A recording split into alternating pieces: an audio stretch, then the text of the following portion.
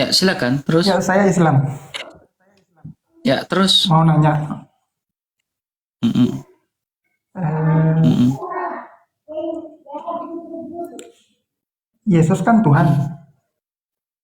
Hmm. Dia turun Sungguh-sungguh Tuhan dan untuk sungguh-sungguh manusia. yes, ya, iya. Sungguh-sungguh Allah dan sungguh-sungguh Dia manusia. turun untuk ya, iya betul betul. Dia turun untuk apa ke dunia manusia? Ya, agar manusia tidak binasa. Itu aja. Ya, Nggak ada kalau lain. dia tidak turun ya, kalau kamu tidak percaya Yesus turun menyelamatkan manusia ya, silakan kamu binasa sendiri. Ya, kamu binasa sendiri. Saya tidak mau binasa. Dosa menyebabkan kematian. Ya, dan saya tidak mau mengalami kematian kekal. Saya percaya kepada Dia, ya, yang menyelamatkan saya lewat kebangkitannya, sehingga saya tidak mengalami kematian kekal, tetapi dibangkitkan oleh kebangkitannya. Ya, kalau kamu tidak percaya Dia, kalau kamu mau binasa, ya urusan kamu. Silakan. Ya, Yesus itu pedoman hidup saya juga percaya.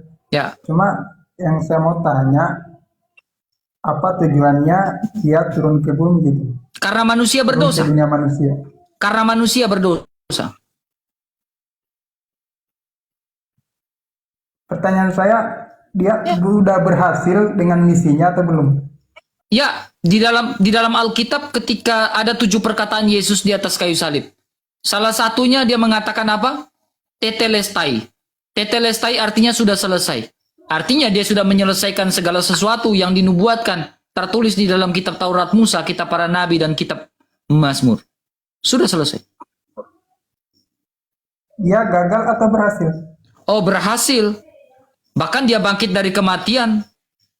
Jikalau dia tidak bangkit, maka sia-sialah iman saya kepada dia. Itu kata Alkitab. Tapi lebih dari setengah manusia tidak percaya sama dia. Lebih dari setengah manusia seperti apa? Dunia ini pengikut Kristus semua. Coba kamu lihat data. Pengikut Kristus seluruh dunia ini adalah Kristen. Bagaimana mungkin kau bilang setengah dunia tidak percaya? Sementara satu dunia mayoritas ini adalah Kristen. Kau tahu kok tidak satu dunia ini adalah Kristen? Kau tahu tidak? Setengah dari dunia ini Katolik semua. Hah? Kau tahu tidak setengah dari dunia ini Katolik semua? Saya tanya dulu, kau tahu tidak setengah dari dunia ini Katolik semua? Anggaplah 70% ya, anggaplah 70%.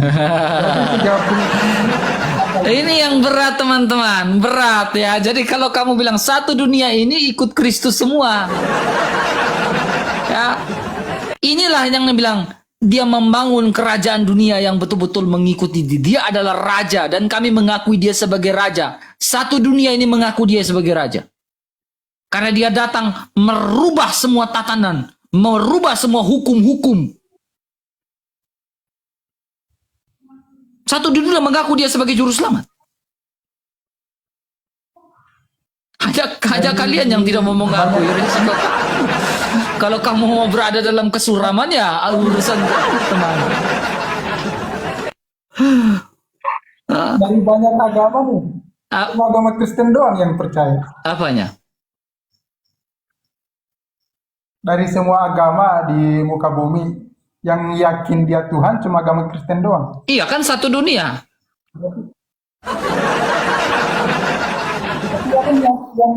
Orang yang mengikut Kristus, orang yang mengakui Kristus sebagai juru selamat, dia disebut Kristen. Tidak mungkin disebut sebagai batu, tidak mungkin.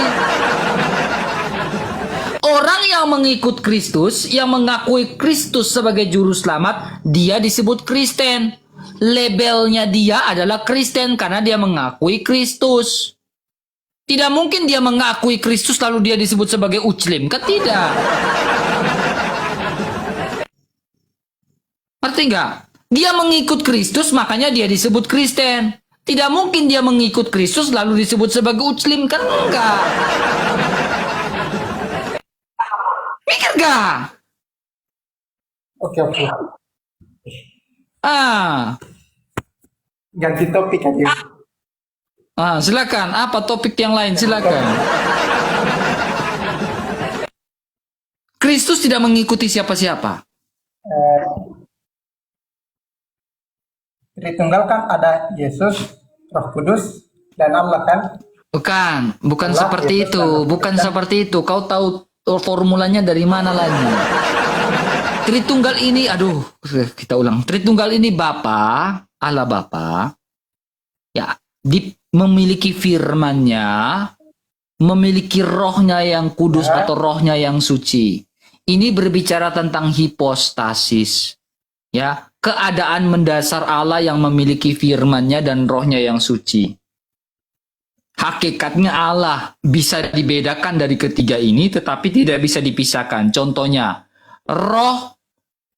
tubuh berbeda dengan roh.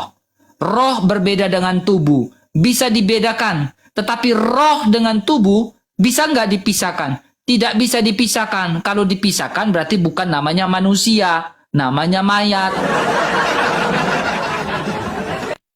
Ya, manusia kalau terpisah dari rohnya, ya, itu namanya mayat.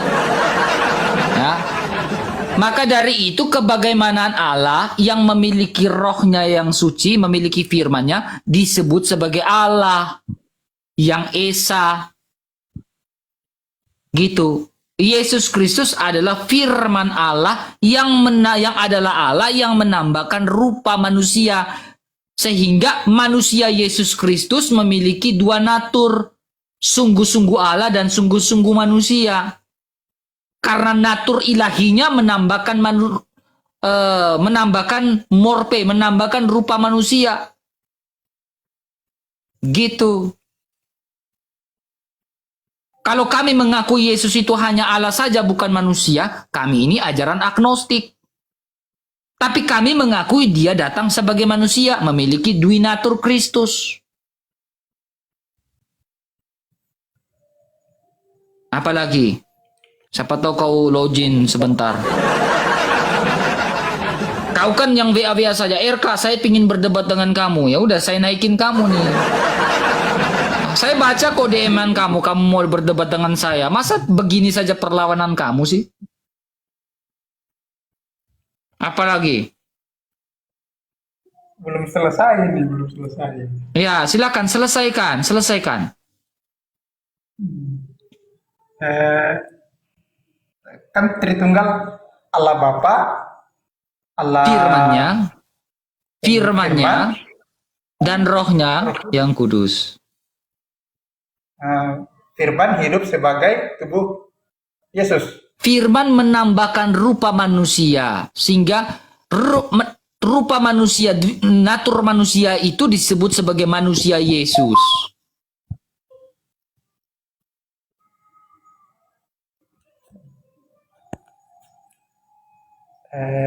Jasadnya udah mati. Berarti tinggal dia mati. Alkitab mencatat dia mati dalam keadaannya sebagai manusia, tapi jangan lupa Alkitab juga mencatat dibangkitkan menurut roh. Dia bangkit gak? Bangkit kan? Ruhnya itu dia Roh Kudus atau masih firman? Ya. Berbicara tentang keesahan dari Allah, ya. Jadi hipostasis itu keadaan mendasar, ya. Keadaan yang mendasar yang memiliki tupoksinya. Ngerti gak? Iya, paham. Contohnya gini, kamu dengar baik-baik. Kamu Kaisar, punya tubuh nggak? Iya, paham. Tritunggal itu ibarat punya jiwa. Udah gitu, udah. Jadi kapan kau terima Yesus nih? Malam ini saya doakan kamu terima Yesus, Nah, esensi Islam itu terlalu dalam kalau mau terima. Oke, silakan. Mau dalam yang seperti apa esensi dari Islam? Silakan. Saya lagi nunggu tuh yang terlalu dalam-dalam seperti itu yang saya menantikan dan saya tunggu-tunggu tuh. Silakan. Ayo. Coba keluarkan yang terlalu dalam-dalam itu, silakan ke saya sekarang, silakan. Yang tadi aja dulu. Enggak, saya Yang pingin sama- esensi Islam yang terlalu dalam itu, coba. Contohnya gini ya. Esensi Islam yang terlalu dalam itu, contohnya mau kita bahas tentang apa ya? Teman-teman mau bahas tentang apa? Allah ya, Allah, oke. Ya, menurut kamu, Allah itu seperti apa yang menurut keimanan kamu? Nyawanya semesta. Ya, serupa dengan manusia atau tidak? Enggak. Hah? Coba kamu jelaskan laisa kamislihi syai'un kepada saya, silakan. Yang sedalam mungkin. Allah itu tidak serupa dengan makhluk, itu sedalam mungkin seperti apa? Coba. Esensi yang dalam yang kau bilang tadi itu coba jelaskan kepada saya. Seluruh semesta alam ini itu bisa dibilang tubuhnya Allah. Jadi pergerakan seluruh alam semesta itu pergerakan Allah.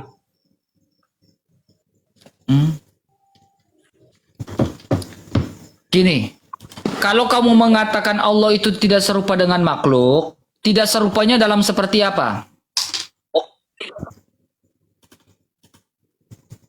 Dia bukan serupa, rupa dia adalah semesta alam. Jadi makhluk itu dari semesta alam. Coba dengar dulu baik-baik. Tidak serupanya Allah ini dalam konteks wujud atau tidak? Semuanya wujud Sifat- tidak bisa diserupakan. Oke, sifat Allah ini serupa nggak dengan manusia atau maupun iblis? Kalau sifat seluruh sifat yang ada di seluruh semesta itu sudah sifatnya Allah. Sifatnya sifatnya Allah Allah. ini sama nggak dengan iblis, saya tanya? Iblis pun sifatnya Allah, salah satu sifatnya Allah. Iblis juga salah satunya sifat Allah. Iya. Jadi ketika iblis menyesat, Allah juga menyesatkan.